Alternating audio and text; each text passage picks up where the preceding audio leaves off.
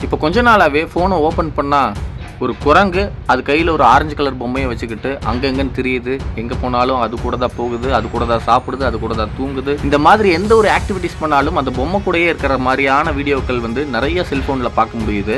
Social மீடியாவில் பல பேர் இந்த குரங்குக்கு ஆதரவு குரல் கொடுத்துட்டு இருக்காங்க. இப்படி ஆதரவு குரல் கொடுக்குறாங்க அப்படின்னா அந்த குரங்குக்கு அப்படி என்ன ஆச்சு, அந்த குரங்கோட கதை தான் என்ன பார்க்கலாமா?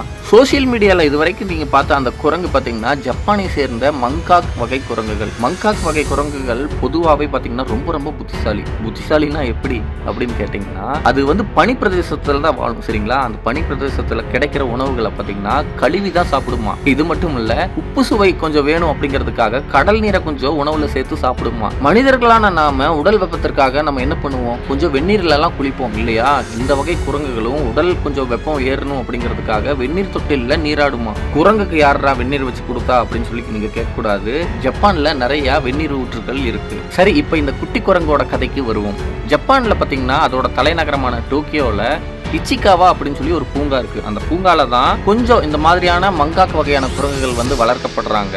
ஒரு தாய் குரங்கு அங்க முதல் முறையா கருவுற்று இருக்கு. பிரசவ காலத்துல கொஞ்சம் குட்டிகளை போட்டிருக்கு. அந்த குட்டிகளை போட்டவனே அதுல ஒரு குட்டியான இந்த குட்டியை தன்னிடம் சேர்த்துக்கல. அது விலக்கி விட்டுருக்கு. இந்த குட்டி குரங்கு தாய் பாசத்தோட தாய் குரங்க அணுகுனாலும் தாய் குரங்கு அந்த குட்டி குரங்க சேர்த்துக்கல, தள்ளி விடுது. இந்த மங்காக் வகை குரங்குகளுக்கு பாத்தீங்கன்னா ஒரு குணம் இருக்கான். அதாவது வாழ்க்கையில முதலா பிரசவிக்கும் பொழுது அது ஈண்டெடுக்கிறது இல்லையா, அதோட குட்டிகளை அதுகிட்ட சேர்த்துக்காதான். இது இயற்கை அப்படிங்கிறாங்க. அங்க நடந்ததும் அதுதான். இதை பார்த்து அந்த பூங்கா ஊழியர்களுக்கெல்லாம் தாங்க முடியாம சரி ஒரு பொம்மையை ஒண்ணு அந்த குட்டி குரங்கு கிட்ட போட்டலாம் அப்படின்னு சொல்லி ஒரு ஓராங்குட்டான் அப்படின்னு சொல்லப்படுற அந்த ஆரஞ்சு நிற குரங்கு பொம்மையை அந்த குட்டி குரங்கு கிட்ட கொடுக்குறாங்க.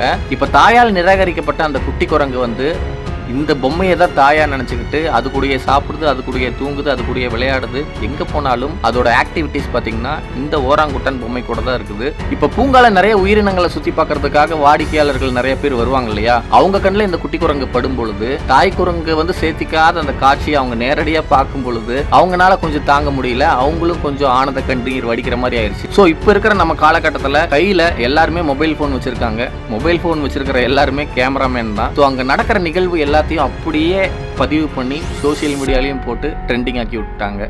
இதுதான் நடந்துச்சு. இந்த குட்டி குரங்கோட வீடியோஸ் நீங்களும் உங்க மொபைல்ல பார்த்துருக்கிறதுக்கு வாய்ப்பு இருக்கு. உங்க மனசை இதை சஞ்சலப்படுத்துச்சா அப்படிங்கிறத கமெண்ட் செக்ஷன்ல சொல்லுங்க. நன்றி, வணக்கம்.